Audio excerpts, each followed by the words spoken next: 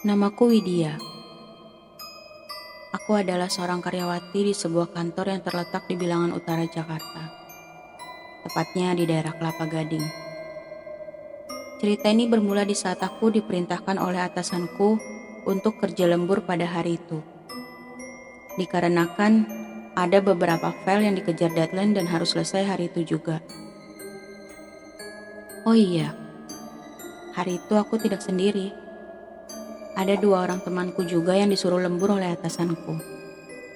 Hanya saja, kedua orang temanku itu mereka bekerja di lantai 3, sedangkan aku bekerja di lantai 1. Saat itu, kira-kira jam setengah 7 malam, kulihat kedua orang temanku itu turun ke lantai 1 untuk membuat kopi dan menyeduh mie instan di pantry.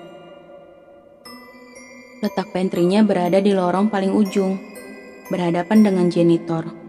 Jadi siapapun yang akan menuju ke pantry pasti akan melewati ruang kerjaku. Singkat cerita, setelah selesai membuat mie instan dan kopi, kedua temanku itu pamit kepadaku untuk kembali ke lantai 3, tempat mereka bekerja. Entah berapa kali sudah aku memperhatikan jam di tanganku. Berharap jam di tangan itu segera menunjukkan pukul 9 malam, waktu di mana jam kerjaku berakhir di malam itu. Rasa kantuk dan kelelahan mulai menjalar di tubuhku. Berkali-kali aku menguap pertanda mataku ingin segera beristirahat. Tapi apa daya, jam kerjaku belum berakhir di hari itu. Aku pun berpikir untuk menyeduh segelas kopi juga seperti kedua temanku tadi. Bikin kopi aja kali ya, siapa tahu kalau ngopi ngantuknya hilang, pikirku. Di saat aku sedang memanaskan air di water heater, kulihat ada seseorang yang sedang berdiri menghadap dispenser. Aku berpikir, mungkin itu salah satu temanku. Tak begitu jelas terlihat, karena lampu di beberapa ruangan sudah dimatikan. Jadi suasana jadi agak remang-remang. Aku tak menggubris temanku yang kulihat tadi. Lagian dia cuma mau ambil air minum di dispenser itu, kataku dalam hati. Tak lama, masuk sebuah notifikasi WhatsApp di handphoneku yang berasal dari salah satu temanku yang lembur malam itu. Isi pesannya, "Wit, kami keluar sebentar ya, mau cari cemilan. Tadi kami lewat ruangan kamu, tapi kamunya nggak ada. Jadi kami langsung jalan aja deh. Kamu mau titip sesuatu nggak?" Membaca pesan itu, jantungku terasa mau copot. Masalahnya, barusan aku melihat seseorang sedang berdiri di depan dispenser itu. Kalau kedua temanku itu sedang keluar kantor, terus yang aku lihat itu siapa? Aku terus mencoba untuk berpikir rasional dengan tidak berpikir yang aneh-aneh. Mungkin halusinasiku aja, maklum bawaan ngantuk. Setelah air yang kupanaskan mendidih, aku pun langsung menyeduh kopi dan langsung kubawa ke ruang kerjaku. Lalu, aku pun melanjutkan pekerjaanku yang tinggal sedikit lagi selesai. Aku pun melanjutkan pekerjaanku sambil ditemani segelas kopi panas.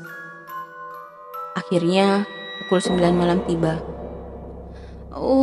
Akhirnya, keluhku lega karena waktunya pulang. Kedua temanku datang ke ruanganku dan mengajak aku untuk pulang bersama mereka. "Oke deh, aku beres-beres dulu ya," kataku kepada mereka. Lalu mereka bilang akan menungguku di lobi kantor. Dan aku merapikan meja kerjaku, menyusun kertas-kertas file yang baru saja kukerjakan. Lalu tinggal mengembalikan gelas ke pantry. Saat aku berjalan menelusuri koridor kantorku menuju ke pantry yang berada di ujung dari lorong ini, perasaan merinding datang lagi menghinggapiku. Karena teringat kejadian tadi sore di pantry itu. Langkah kaki pun mulai terasa agak berat karena takut. Dan saat aku hampir sampai di pantry itu, tiba-tiba lampu sepanjang koridor itu mati dan suasana menjadi sangat gelap. Aku pun panik dengan tergesa-gesa mencoba mengambil HP-ku untuk menyalakan flashlight-nya. Tapi karena terlalu panik, aku malah menjatuhkan HP-ku itu. "Duh, malah jatuh lagi," kataku. Aku lalu berjongkok untuk menjangkau HP-ku yang terjatuh. Dan pada saat berjongkok, aku Aku seperti merasakan ada sekelebatan bayang-bayang melintas di depanku. Hanya saja suasana saat itu sangat gelap, jadi aku tak dapat melihat dengan jelas.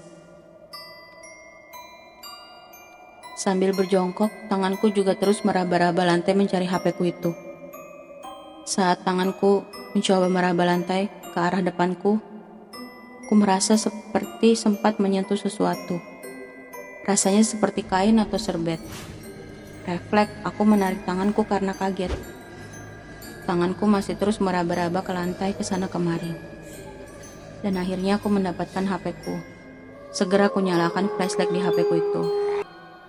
Kali ini suasana agak sedikit terang dengan bantuan senter dari HP-ku. Lalu aku pun melanjutkan langkahku menuju pantry. Ketika aku sampai di depan pintu pantry, ada pemberitahuan di HP-ku bahwa HP-ku lowbat dan akan segera mati.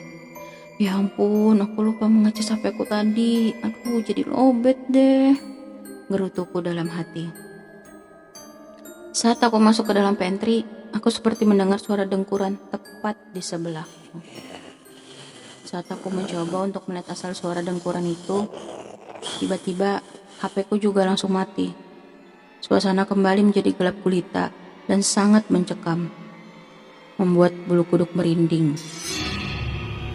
Jujur, aku sangat gemetaran saat itu.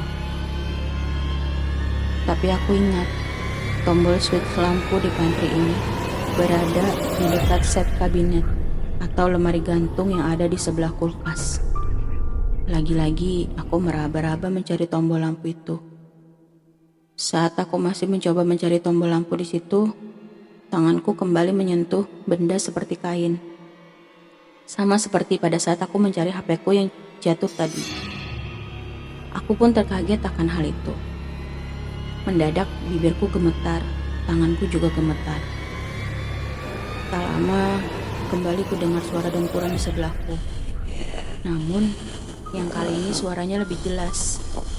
Dengan gemetaran, aku terus mencari letak tombol lampu di pantry. Dan akhirnya aku pun menemukannya. Lalu ku nyalakan lampunya. Setelah lampu pantry menyala, tiba-tiba aku melihat sesosok makhluk yang terbungkus kain putih berdiri tepat di sebelahku. Suara dengkuran yang sejak tadi ku dengar juga berasal dari makhluk itu. Dan benda seperti kain yang tadi tersentuh olehku juga ternyata adalah kain pembungkus pocong itu. Aku tak bisa apa-apa. Kakiku lemas sekali. Tak bisa aku gerakkan. Aku pun jatuh terduduk. Sementara pocong itu membungkuk dan wajahnya kini tepat berada di depan wajahku. Kulihat wajahnya sangat menyeramkan. Matanya hitam, wajahnya hancur dan menyebarkan bau busuk yang sangat menyengat. Aku tak sanggup melihatnya. Aku menutup mataku dengan kedua tanganku sambil menangis ketakutan.